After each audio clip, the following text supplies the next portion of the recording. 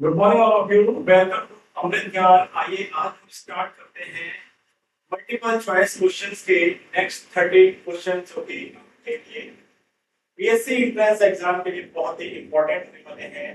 आइए स्टार्ट करते हैं आज के टॉप 30 क्वेश्चन। आज का ये सेशन बहुत ही शानदार है। स्टार्ट करते हैं। देखिए, first question of this session, which of the following is the main component of natural gas? which of the main component की बात हो रही है यहाँ पर। नेचुरल गैस का मेन कंपोनेंट क्या है? प्राकृतिक गैस का मुख्य घटक। देखिए, option number A methane, B ethanol, C propane and D butane. देखिए, मीथेन का मॉलिक्यूलर फार्मूला होता है CH4, इथेनॉल C2H5OH, प्रोपेन होता है C3H8 एंड ब्यूटेन होता है C4H10। यहाँ पर हमें यह बताना है कि इसमें से main component of natural gas क्या है। तो यहाँ पर option number A methane is the main component of natural gas, क्योंकि मीथेन को मार्स गैस के नाम से भी जानते हैं। Methane is known as marsh gas और यह तल्ले स्थानों पर प्राप्त होती है, इसलिए इस गैस को प्राकृतिक गैस का मुख्य घटक कहते हैं। Option number A is the right answer. Next question, question number second, what is the boiling point of water at sea level? समुद्री स्तर पर, समुद्र स्तर पर पानी का उबाल बिंदु क्या है, यानी इसका बॉइलिंग पॉइंट कितना होता है, यानी जल कितने डिग्री टेम्परेचर पर उबलने लगता है। तो ऑप्शन नंबर ए यहाँ पर 50 degree Celsius, B 100 degree Celsius, C 150 degree Celsius and D 200 degree Celsius. यहाँ पर वाटर, वाटर का बॉइलिंग पॉइंट पूछा है। तो वाटर का बॉइलिंग पॉइंट आप जानते हैं, इसका बॉइलिंग पॉइंट 100 डिग्री सेल्सियस होता है, क्योंकि ऑप्शन नंबर बी है, इसलिए B is the right answer. और आप जानते हैं 0 डिग्री सेल्सियस पर वाटर फ्रीज होता है, इसलिए इसका फ्रीजिंग पॉइंट जो होगा कितना होगा बच्चों? 0 डिग्री सेल्सियस। वाटर का फ्रीजिंग पॉइंट 0 डिग्री सेल्सियस होता है, जिस पर यह लिक्विड से सॉलिड स्टेट में चेंज हो जाता है, यानी जल से बर्फ में चेंज हो जाता है। और लिक्विड से वेपर में चेंज करने के लिए 100 डिग्री सेंटीग्रेड टेम्परेचर देना होता है। तो इसलिए option number B is the right answer, water का boiling point. Next third question, देखिए question number third, which of the following is used as a disinfectant? Disinfectant यानी कीटाणुनाशक के रूप में किसका प्रयोग किया जाता है? कीटाणुनाशक यानी उसमें से जैसे जल है, जल में से बैक्टीरिया को नष्ट करना है तो इसका प्रयोग करेंगे, या कोई भी पदार्थ हो उसमें से बैक्टीरिया को नष्ट करने के लिए किसका प्रयोग किया जाता है, यानी कीटाणुनाशक क्या है? तो ऑप्शन नंबर यहाँ पर सोडियम क्लोराइड यानी NaCl first option, B option hydrogen peroxide होता है H2O2, पोटेशियम नाइट्रेट ANO3 और सोडियम बाइकार्बोनेट NaHCO3। ये हमारे मॉलिक्यूलर फार्मूला है और यहाँ पर 4 ऑप्शन दे रखे हैं। इनमें से हमें ये बताना है कि कीटाणुनाशक के रूप में किसका प्रयोग किया जाता है। देखिए, सोडियम क्लोराइड एक सॉल्ट होता है, पोटेशियम नाइट्रेट, सोडियम बाइकार्बोनेट एक क्या है बच्चों? ये है खाने का सोडा होता है। क्या होता है? खाने का सोडा यानी बेकिंग सोडा का कंपोनेंट है सोडियम बाइकार्बोनेट।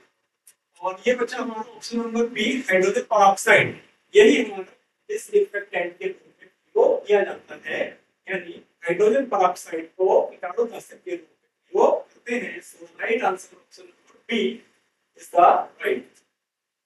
क्वेश्चन नंबर 4, देखिए क्या है हमारा question number 4, which of the following is a synthetic polymer? निम्न में से कौन सा सिंथेटिक पॉलीमर यानी बहुलक है? सिंथेटिक बहुलक की बात हो रही है यहाँ पर, तो इनमें से क्या है? देखिए option number A nylon, B silk, C cotton and D wool. Nylon, silk means होता है रेशम, कॉटन यानी कपास,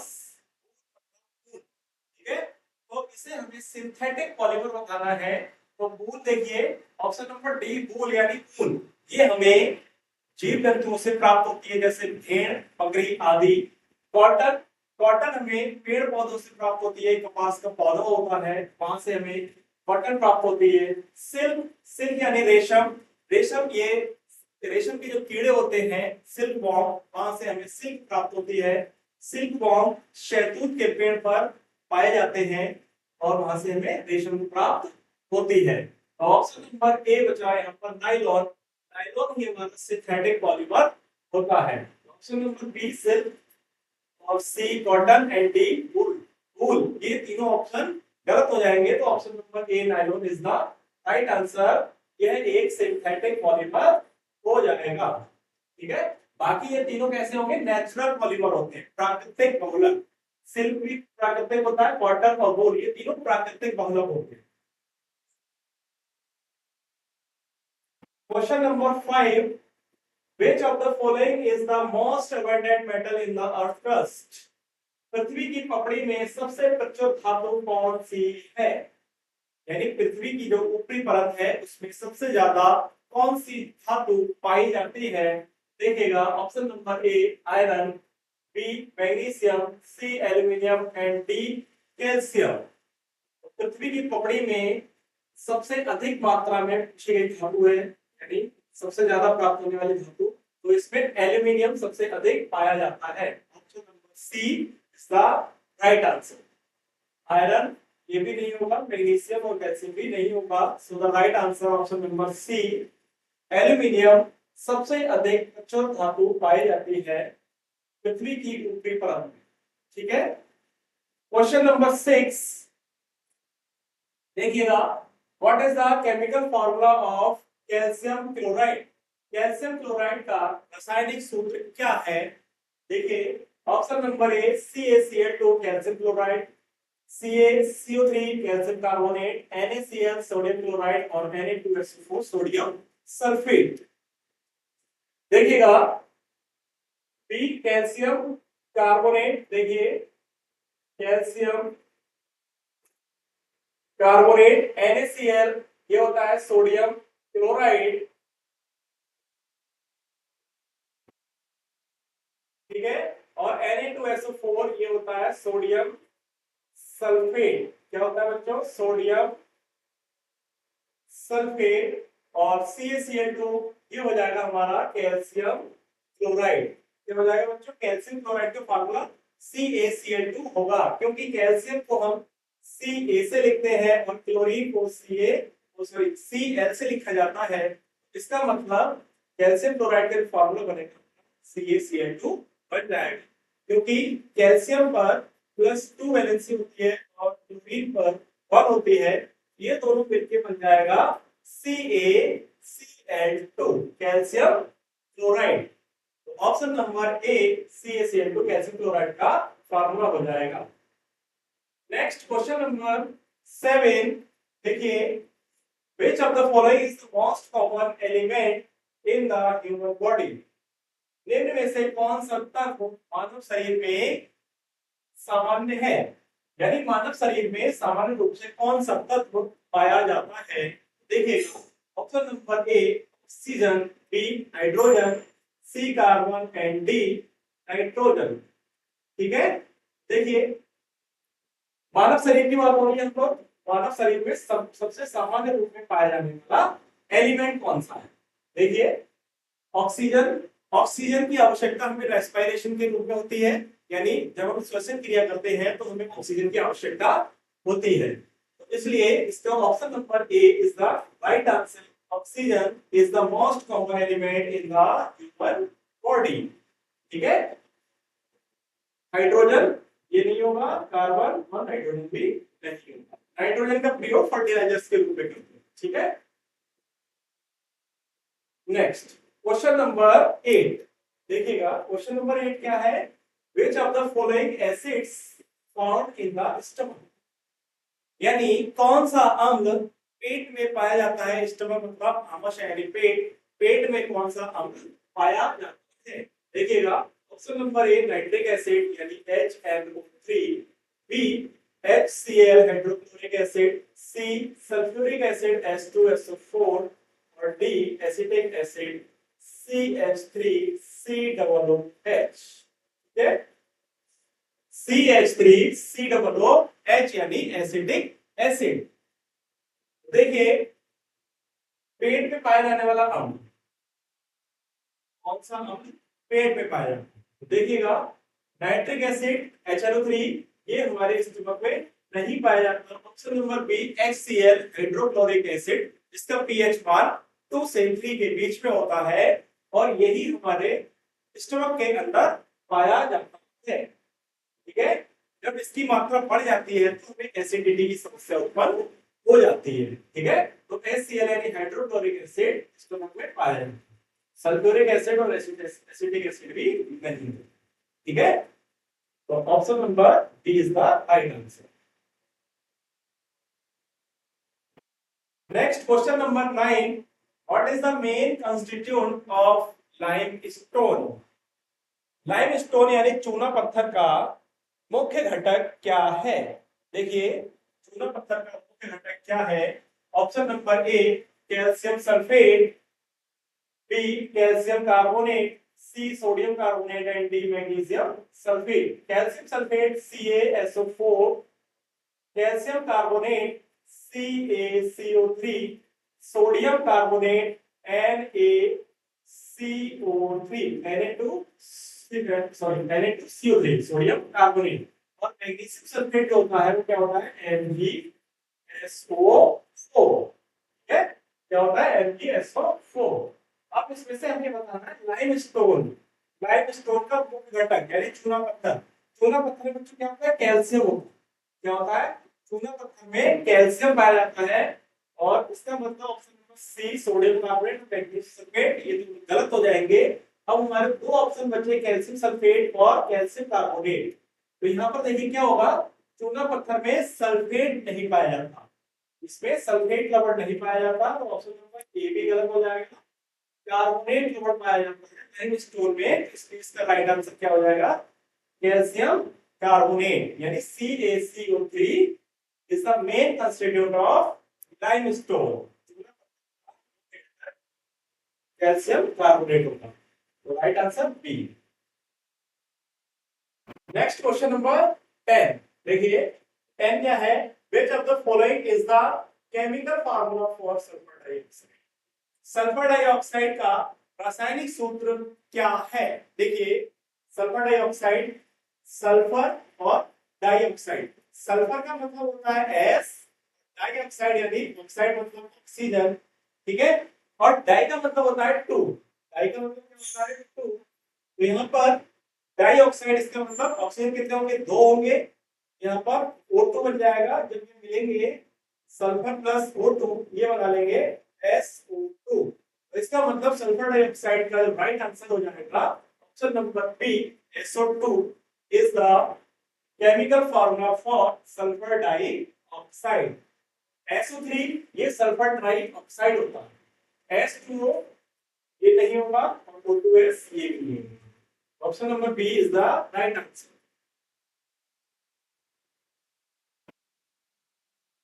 next question number 11, question number 11 देखिए क्या है? which of the following is not a property of acids? निम्न में से कौन सी अम्लों की विशेषता नहीं है? नॉट पूछा, नॉट मतलब नहीं है, तो इनमें से एक ऑप्शन ऐसा होगा जिसमें अम्लों की प्रॉपर्टी नहीं होगी, बाकी सभी तीनों ऑप्शन अम्लों की प्रॉपर्टी होगी। ठीक है, तो ऑप्शन नंबर ए सॉल्टनेस यानी इनका स्वाद कैसा होता है? खट्टा होता है। जी हाँ, अम्ल स्वाद में खट्टे होते हैं, तो इसकी प्रॉपर्टी हो जाएगी। Blue litmus paper into red यानी नीले लिटमस पेपर को लाल कर देते हैं। जी हाँ, ये भी ऑप्शन नंबर बी ये सही होगा, ये एसिड की प्रॉपर्टी होती है। बिटर टेस्ट यानी स्वाद में कड़वे होते हैं, नहीं, स्वाद में कड़वे नहीं होते हैं। स्वाद में कड़वे क्या होते हैं बच्चों? जो क्षार होते हैं वो स्वाद में कड़वे होते हैं, क्षार स्वाद में कड़वे होते हैं, तो ऑप्शन नंबर सी एसिड की प्रॉपर्टी नहीं होगी। और नेक्स्ट है D option react with metal to produce hydrogen यानी अम्ल मेटल से क्रिया करके हाइड्रोजन गैस उत्पन्न करते हैं।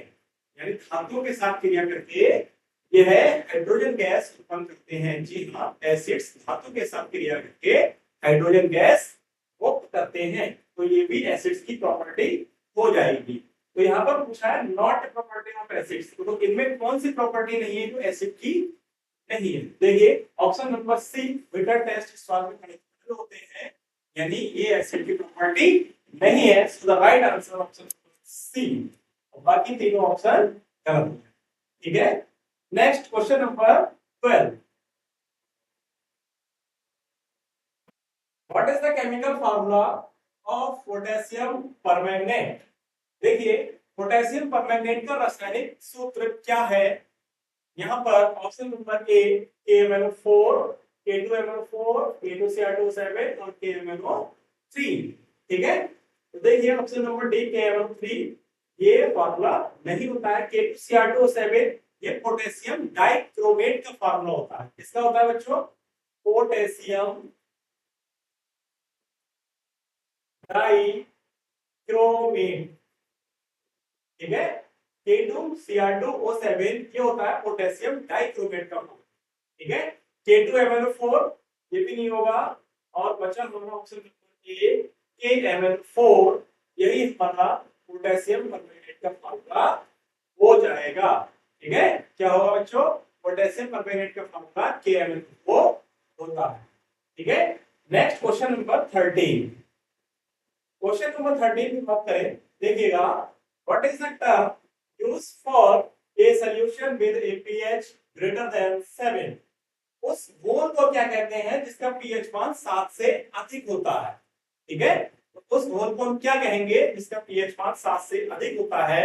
देखिए एक pH स्केल होता है जिस पर 0 से लेके 14 तक नंबर होते हैं, 7 होता है, यानी 0 से लेके 7 तक, 0 से लेके 7 तक ये सभी एसिडिक होते हैं। कैसे होते हैं?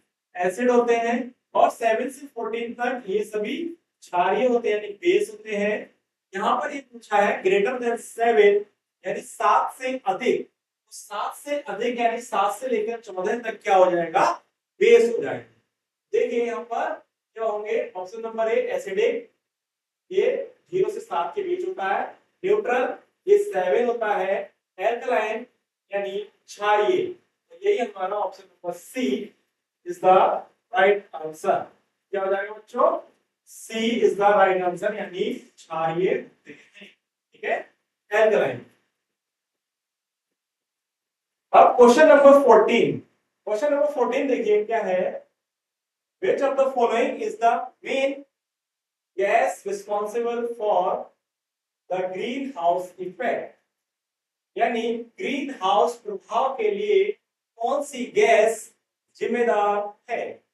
Which of the following is the main gas responsible for the greenhouse effect? Option number A nitrogen, B carbon dioxide, C oxygen and D methane। Nitrogen यानी है, और कार्बन डाइऑक्साइड को CO2 से लिखते हैं, ऑक्सीजन यानी O, और methane CH4। अब यहाँ पर पूछा है ग्रीन हाउस इफेक्ट के लिए जिम्मेदार गैस कौन सी है? ग्रीन हाउस इफेक्ट यानी ग्रीन हाउस प्रभाव। देखिए क्या होती है ग्रीन हाउस प्रभाव? इसके लिए कार्बन डाइऑक्साइड गैस जिम्मेदार है। ग्लोबल वार्मिंग और ग्रीन हाउस इफेक्ट दोनों के लिए ही कार्बन डाइऑक्साइड गैस जिम्मेदार होती है, क्योंकि इससे टेम्परेचर में वृद्धि होगी। ठीक है, कार्बन डाइऑक्साइड यानी CO2 is the main gas responsible for the greenhouse effect. Next question number 15. Which of the following is used in the manufacture of glass? यानी कांच बनाने में निम्न में से कौन सा प्रयोग किया जाता है? देखिएगा कांच बनाने में किसका प्रयोग करते हैं? Silicon dioxide, calcium carbonate, sodium chloride और पोटेशियम नाइट्रेट। ठीक है, देखिए सिलिकॉन डाइऑक्साइड, सिलिकॉन डाइऑक्साइड यानी SiO2। ठीक है, SiO2 silicon dioxide. Calcium carbonate CaCO3, sodium chloride यानी NaCl और पोटेशियम नाइट्रेट KNO3। ठीक है, ये इसके मॉलिक्यूलर फार्मूला हो गए। Silicon dioxide SiO2, calcium carbonate CaCO3, sodium chloride NaCl और पोटेशियम नाइट्रेट KNO3। अब यहाँ पर कांच बनाने की बात हो रही है। कांच के लिए हमें सिलिका का प्रयोग किया जाता है। ठीक है, कांच बनाने के लिए किसका प्रयोग करते हैं? सिलिका का प्रयोग करते हैं। तो इसलिए कांच बनाने में option number A silicon dioxide का प्रयोग किया जाता है। So the right answer A. Next question number 16, what is the pH value of pure water? यानी शुद्ध जल का पीएच मान कितना है? शुद्ध जल का पीएच मान कितना होता है? शुद्ध जल न्यूट्रल होता है, ना तो ये एसिडिक होगा और ना ही एल्कलाइन होगा, यानी ना तो ये अम्लीय होगा और ना ही क्षारीय होगा। देखिए 5, ऑप्शन नंबर ए 5 दे रखा है। 5 जो होता है वो एसिडिक होता है, तो प्योर वाटर एसिडिक नहीं होता है। नेक्स्ट क्वेश्चन नंबर बी है 7 यानी ये न्यूट्रल होता है। 7 पीएच में किसका होता है? वो न्यूट्रल होता है। और प्योर वाटर में क्या होगा? न्यूट्रल होगा, सी होगा। तो इसलिए option number B is the right answer. 9 क्या होता है? ये एल्कलाइन होता है यानी क्षारीय होता है। 12 भी एल्कलाइन यानी क्षारीय होता है। तो ये सी और डी भी गलत हो जाएंगे। So the right answer option number B 7 is the pH value of pure water. शुद्ध जल का पीएच मान 7 होता है। Question number 17, what is the atomic number of sodium? Sodium का एटॉमिक नंबर कितना है? यानी सोडियम का परमाणु क्रमांक कितना होता है? देखिए option number A 11, B 12, C 13 and D 14। ठीक है, देखिए सोडियम, मैग्नीशियम, एल्यूमिनियम और सिलिकॉन। 11 ये सोडियम का परमाणु क्रमांक होता है, 12 मैग्नीशियम का परमाणु क्रमांक होता है, 13 एल्यूमिनियम और 14 सिलिकॉन का परमाणु। तो यहाँ पर हमसे पूछा गया है सोडियम का परमाणु क्रमांक कितना होगा? तो सोडियम का परमाणु क्रमांक ऑप्शन नंबर ए 11 हो जाएगा। सो the right answer option number A 11 is the atomic number of sodium. Next question number 18, देखिए क्या है 18, which of the following is an example of a covalent bond? निम्न में से कौन सा एक कोवेलेंट बॉन्ड का उदाहरण है?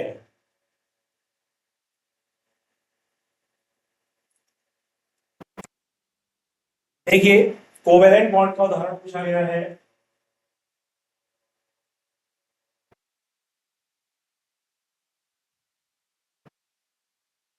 कोवेलेंट बॉन्ड मतलब सहसंयोजक बंध। सहसंयोजक बंध वह बंध होता है जिसमें इलेक्ट्रॉन एक दूसरे के साथ, मतलब दो एलिमेंट के बीच इलेक्ट्रॉन का पार्टनरशिप होता है, यानी इलेक्ट्रॉन का साझा करते हैं, जिससे कोवेलेंट बॉन्ड बनता है। कोवेलेंट बॉन्ड 3 प्रकार के होते हैं। सिंगल बॉन्ड जब एक एक इलेक्ट्रॉन का साझा होता है, पार्टनरशिप होती है। डबल बॉन्ड जब दो इलेक्ट्रॉन की पार्टनरशिप होती है। और ट्रिपल बॉन्ड 3 इलेक्ट्रॉन की पार्टनरशिप होती है, तो ट्रिपल बॉन्ड बनता है। ठीक है, तो covalent bond single bond, double bond और ट्रिपल बॉन्ड 3 प्रकार के होते हैं। ठीक है, अब यहाँ पर हमसे ये पूछा है कि इनमें से कौन सा उदाहरण है? तो ऑप्शन नंबर ए सोडियम क्लोराइड यानी NaCl। NaCl में क्या होता है बच्चों? Na plus plus Cl minus होता है। क्या होता है? Na plus plus Cl minus. यानी यहाँ पर सोडियम का एक इलेक्ट्रॉन क्लोरीन को ट्रांसफर कर देता है और इस तरीके से ये दोनों कैसे हो जाते हैं? आयनिक बॉन्ड बना लेते हैं, जिससे Na पर प्लस चार्ज आता है यानी पॉजिटिव आयन हो जाता है और क्लोरीन पर नेगेटिव आयन हो जाता है। ये आयनिक बॉन्ड बनाते हैं, ना कि कोवेलेंट। ये हमारा ऑप्शन नहीं होगा। वाटर, वाटर क्या होता है? H2O। H2O यानी वाटर। वाटर में देखिए HOH, HOH। यहाँ पर हाइड्रोजन और ऑक्सीजन के बीच इलेक्ट्रॉन का साझा होता है, यानी इलेक्ट्रॉन की पार्टनरशिप होती है। यानी कि इसमें एक हाइड्रोजन और एक ऑक्सीजन का इलेक्ट्रॉन पार्टनरशिप होगी, और दूसरे हाइड्रोजन और दूसरे और एक ऑक्सीजन के साथ पार्टनरशिप होगी। दोनों OH और OH के बीच सिंगल बॉन्ड बनेगा। तो इस तरीके से यहाँ पर इलेक्ट्रॉन का पार्टनरशिप हो रहा है, इसलिए यहाँ पर क्या हो जाएगा बच्चों, वाटर में कोवेलेंट बॉन्ड पाया जाएगा। Option number B is the right answer. Potassium bromide और कैल्शियम ऑक्साइड ये इसमें पार्टनरशिप नहीं होती है, इसमें क्या बनेंगे, आयनिक बॉन्ड बनते हैं। ठीक है, इसका राइट आंसर बच्चों क्या हो जाएगा, ऑप्शन नंबर बी, जल में यानी वाटर में कोवेलेंट बॉन्ड पाया जाता है। Question number 19, which of the following is used as a refrigerant in air conditioning system? यानी निम्न में से कौन सा एसी सिस्टम में रेफ्रिजरेंट के रूप में प्रयोग किया जाता है? एयर कंडीशनिंग में जो रेफ्रिजरेंट होते हैं, रेफ्रिजरेटर, उसमें ठंडा करने के लिए, जैसे रेफ्रिजरेटर होता है उसमें कोई भी चीज ठंडी हो जाती है, उसमें जल जैसे रखते हैं वाटर, तो वो ठंडा हो जाता है, तो उसमें किसका प्रयोग किया जाता है, कौन सी गैस का प्रयोग किया जाता है? देखिए, option number A oxygen, B carbon dioxide, C chlorofluorocarbon यानी सीएफसी, एंड डी नाइट्रोजन। ठीक है, ऑक्सीजन, ऑक्सीजन का उपयोग रेफ्रिजरेटर में नहीं किया जाता, नहीं कार्बन डाइऑक्साइड का और नहीं नाइट्रोजन का। रेफ्रिजरेटर में एयर कंडीशनिंग सिस्टम के लिए सीएफसी यानी क्लोरोफ्लोरोकार्बन का प्रयोग किया जाता है। So right answer option number C. ठीक है, जिसका प्रयोग रेफ्रिजरेटर में एयर कंडीशनिंग के लिए किया जाता है। ठीक है, और सीएफसी का पूरा नाम क्या होता है बच्चों, क्लोरोफ्लोरोकार्बन। तो ये भी डायरेक्ट पूछ लिया जाता है सीएफसी का फुल फॉर्म क्या होगा, ये भी याद रखना है, क्या होगा बच्चों, chlorofluorocarbon. Question number 20, which of the following is used to make pencil? Pencil बनाने में किसका प्रयोग किया जाता है? निम्न में से कौन सा पेंसिल बनाने में प्रयोग किया जाता है? देखिए, option number A graphite, B lead, C iron and D copper. ठीक है, देखिए कॉपर, कॉपर का प्रयोग इसमें करते हैं, जो घरों में वायरिंग होती है, तार बनाए जाते हैं घरों के लिए, तो तार बनाए जाते हैं वो कॉपर के पेड़ पर, और कॉपर से एलॉय यानी मिश्र धातु भी बनाई जाती है। ठीक है, कॉपर का प्रयोग पेंसिल बनाने में नहीं करते हैं। ठीक है, आयरन, आयरन का उपयोग भी नहीं होगा। ठीक, लेड यानी सीसा, और ये भी नहीं होगा। ऑप्शन नंबर ए यानी ग्रेफाइट, ग्रेफाइट का प्रयोग पेंसिल बनाने में किया जाता है। जो पेंसिल होती है, पेंसिल जो चलती है, ठीक है, पेंसिल जब लिखते हैं तो ब्लैक कलर का जो नोक होती है वो ग्रेफाइट की बनी होती है। ठीक है, बाकी तो लकड़ी की होती है, लकड़ी के अंदर जो पेंसिल की नोक होती है वो ग्रेफाइट की बनती है, और ये विद्युत की सुचालक होती है। ग्रेफाइट क्या होती है, विद्युत की सुचालक होती है। ठीक है, इसमें करंट फ्लो होगा। ठीक, पेंसिल बनाने में ऑप्शन नंबर ए ग्रेफाइट का यूज किया जाता है। Next question number 20, which of the following is the primary component of sun's energy? यानी सूर्य की ऊर्जा का मुख्य घटक कौन सा? सूर्य की ऊर्जा का मुख्य घटक कौन सा है? देखिएगा, option number A oxygen, B hydrogen, C helium and D carbon.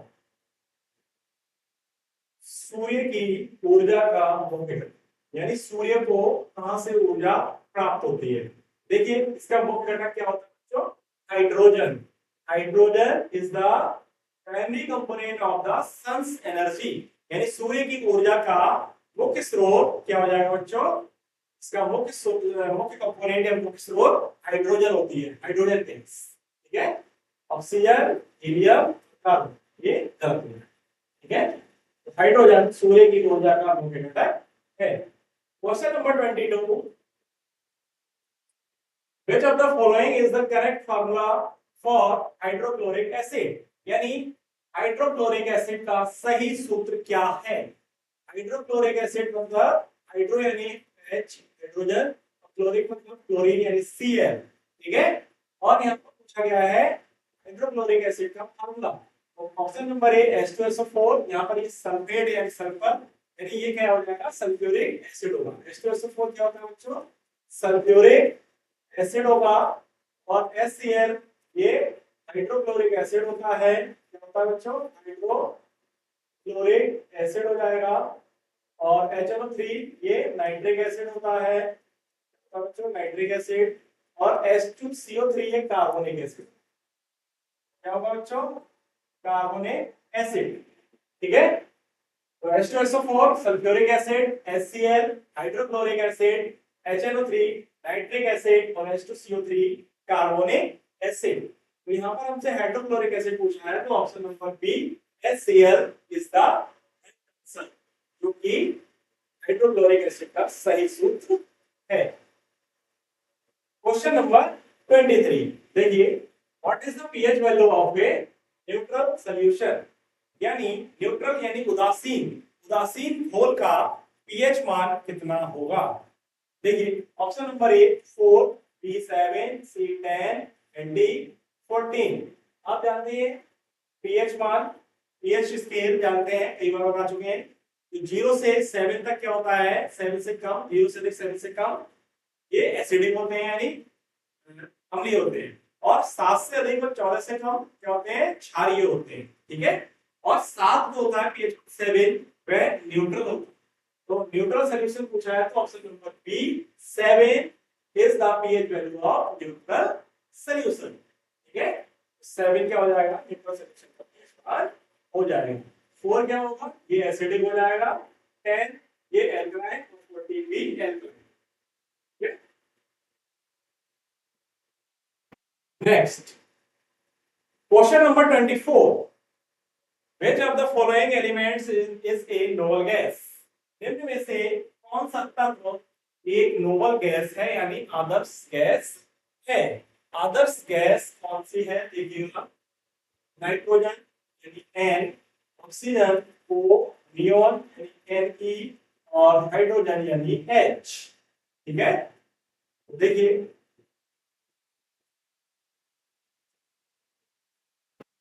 यहाँ पर नाइट्रोजन का एटॉमिक नंबर 7 होता है, ऑक्सीजन का 8, नियोन का 10, हाइड्रोजन का 1। नाइट्रोजन का 2,5 इसका इलेक्ट्रॉनिक कॉन्फ़िगरेशन हो जाएगा, ऑक्सीजन का 2,6, नियोन का 2,8, हाइड्रोजन का 1।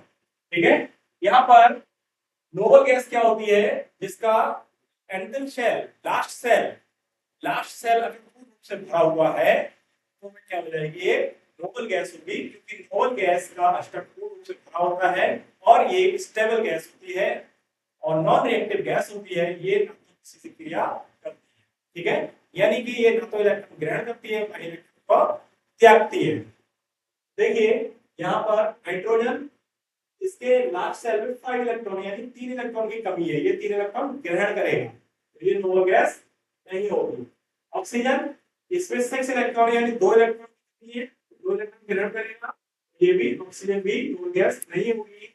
नियोन 2,8 यानी इसकी लास्ट सेल में इलेक्ट्रॉन क्या है? पूर्ण रूप से भरे हुए हैं, लास्ट सेल में इलेक्ट्रॉन पूर्ण रूप से भरे हुए हैं, जो कितने? 8 है। ठीक है, तो इसलिए ये क्या है? स्टेबल गैस है। ठीक है, नोबल गैस हो जाएगी, नॉन रिएक्टिव गैस हो जाएगी। ठीक है, हाइड्रोजन के लास्ट सेल में 1 इलेक्ट्रॉन यानी 1 इलेक्ट्रॉन किसी को त्याग देता है, तो ये भी नहीं होगा। Option number C, neon is the element, neon is the noble gas.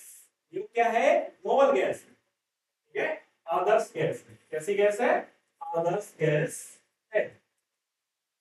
और कौन सी होती है आदर्श gas? Helium, neon, argon, krypton, xenon, radon, ये सब क्या है? आदर्श गैस। ठीक है, next question number 25। Question number 25 देखिए, what is the chemical formula for sulphuric acid, यानी सल्फ्यूरिक एसिड का रासायनिक सूत्र क्या है? देखिए सल्फ्यूरिक एसिड का रासायनिक सूत्र, सल्फ्यूरिक एसिड यानी H सल्फर और एसिड में H होता है, यानी H और S होगा। देखिए यहाँ पर D ऑप्शन HNO3, यहाँ पर क्या है? नाइट्रोजन है, यानी ये नाइट्रिक एसिड। ये क्या है? नाइट्रिक एसिड है। HCl, इसमें क्लोरीन है यानी ये हाइड्रोक्लोरिक एसिड हो जाएगा, हाइड्रोक्लोरिक एसिड। H2SO4 और H2SO3। अब यहाँ पर दोनों में सल्फर है, तो दोनों सल्फ्यूरिक एसिड तो है, क्योंकि जो सल्फ्यूरिक एसिड में क्या होता है? सल्फेट आयन होता है, एक हाइड्रोनियम आयन होता है और एक सल्फेट आयन होता है। ठीक है, सल्फेट आयन में क्या होता है? SO4 पाया जाता है, तो यहाँ पर SO3 ये गलत हो जाएगा, ऑप्शन नंबर ए गलत हो जाएगा। तो हमने पूछा option number B is the right answer. H2SO4 sulphuric acid का सही रासायनिक सूत्र होता है। ये तीनों ऑप्शन गलत है। H2SO4 is the chemical formula for sulfuric acid. Next question number 26. What is the boiling point of water in Celsius at standard atmospheric pressure? मानक वायुमंडलीय दाब पर जल का बॉइलिंग पॉइंट कितना होगा? मानक वायुमंडलीय दाब, जल का बॉइलिंग पॉइंट हो जाएगा, देखिए पहला option number A 50 degree Celsius, B 100 degree Celsius, C 150 degree Celsius and D 200 degree Celsius. देखिए बॉइलिंग पॉइंट यानी जल का बॉइलिंग पॉइंट हमेशा 100 डिग्री सेल्सियस होता है, तो इसका राइट आंसर ऑप्शन बी सही होगा। ठीक है, तो B 100 degree Celsius is the right answer. ये मानक वायुमंडलीय ताप पर पानी का उबाल बिंदु यानी boiling point. Question number 27, which of the following is an example of an endothermic reaction? Endothermic का मतलब होता है ऊष्माशोषी। ऊष्माशोषी यानी ऊष्माशोषी का मतलब इसमें ऊष्मा का अवशोषण होगा, एब्जॉर्प्शन होगा। यानी ऊष्मा क्या होगी? एक ऐसी रिएक्शन जिसमें ऊष्मा अवशोषित होती है, एब्जॉर्ब होती है, एंडोथर्मिक रिएक्शन कहलाती है। देखिए यहाँ पर पहला ऑप्शन फ्रीजिंग ऑफ वाटर, जब फ्रीज होता है, वाटर फ्रीज होता है तो उसमें ऊष्मा निकलती है, ठीक है, प्रोड्यूस होती है, उत्पन्न होती है, तो ये एक्सोथर्मिक हो जाएगा। ठीक है, exothermic reaction. Combustion of would यानी लकड़ी का जलना, जब लकड़ी को जलाते हैं तो उसमें भी हीट उत्पन्न होती है यानी ऊष्मा निकलती है। ठीक है, इसमें भी ऊष्मा होगी, हीट प्रोड्यूस होगी, तो ये भी हमारा एंडोथर्मिक नहीं होगा, एक्सोथर्मिक होगा। मेल्टिंग ऑफ आइस यानी बर्फ का पिघलना, जब जल जमता है, बर्फ बनती है तो उसमें ऊष्मा निकलती है, और जब बर्फ पिघलती है तो उसमें ऊष्मा एंटर करती है। ठीक है, जब बर्फ में ऊष्मा एंटर करेगी यानी उसको ऊष्मा मिलेगी, तभी तो ये बर्फ से क्या होगा? जल बनेगा। ठीक है, तो melting of ice endothermic reaction का एग्जांपल होगा, इसमें ऊष्मा का एब्जॉर्प्शन होता है यानी एब्जॉर्प्शन होता है। ठीक है, रेस्पिरेशन यानी श्वसन, श्वसन में भी ऊष्मा उत्पन्न होती है। ठीक है, श्वसन में भी ऊष्मा उत्पन्न होती है, तो ये भी एक्सोथर्मिक रिएक्शन का एग्जांपल होगा। तो एंडोथर्मिक रिएक्शन का एग्जांपल बच्चों क्या हो जाएगा? Option number C, melting of ice is the right answer. Next question number 28, देखिए which of the following is a good conductor of electricity? निम्न में से कौन एक अच्छा विद्युत का चालक है? यानी विद्युत का अच्छा चालक निम्न में से क्या है? देखिए option number A rubber, B water, C copper and D wood. ठीक है, रबर, रबर क्या होती है? ये विद्युत का उचालक होता है। ठीक है, नॉन कंडक्टर होता है, वेट कंडक्टर ये नहीं होता। वाटर ये भी वेट कंडक्टर हो जाएगा। Copper, copper is a good conductor of electricity, यानी विद्युत का अच्छा चालक कॉपर है, क्योंकि घरों में जो वायरिंग की जाती है तो उनमें जो तार होते हैं, तारों में कॉपर का उपयोग किया जाता है, तो copper is a good conductor of electricity. D option wood यानी लकड़ी, लकड़ी भी गुड कंडक्टर होती है, ये वेट कंडक्टर है। Option number C copper is the right answer. Question number 29, which of the following elements is essential for the formation of hemoglobin? निम्न में से कौन सा तत्व हीमोग्लोबिन के निर्माण के लिए आवश्यक है? तो हीमोग्लोबिन के लिए निर्माण, जो हीमोग्लोबिन बनता है उसके निर्माण के लिए कौन से तत्व की आवश्यकता होती है? देखिए option number A magnesium, B calcium, C iron and D potassium. ठीक है, मैग्नीशियम यानी Mg, कैल्शियम यानी Ca, आयरन यानी Fe और पोटेशियम यानी K। ठीक है, अब यहाँ पर हीमोग्लोबिन की बात होगी। ठीक है। हीमोग्लोबिन, हीमोग्लोबिन क्या कार्य करता है, ये ऑक्सीजन का परिवहन करता है।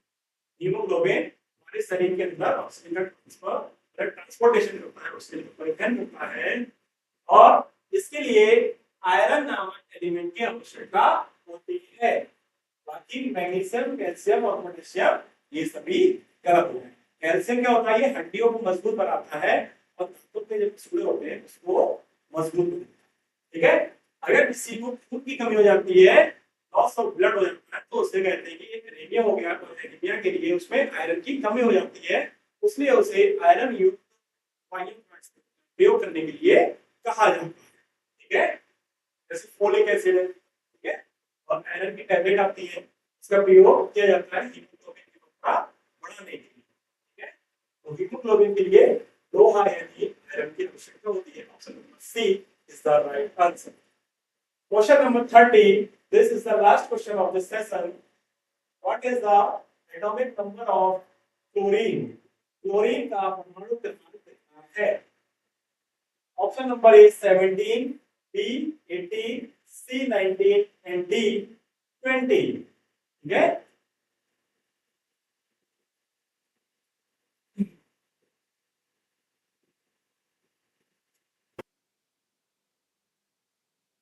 यहां पर देखिए 17, 17 इसका राइट आंसर हो जाएगा क्लोरीन। क्लोरीन का जो परमाणु क्रमांक होता है 17 होता है। कितना होता है? 17। 18 पर क्या होता है? आर्गन।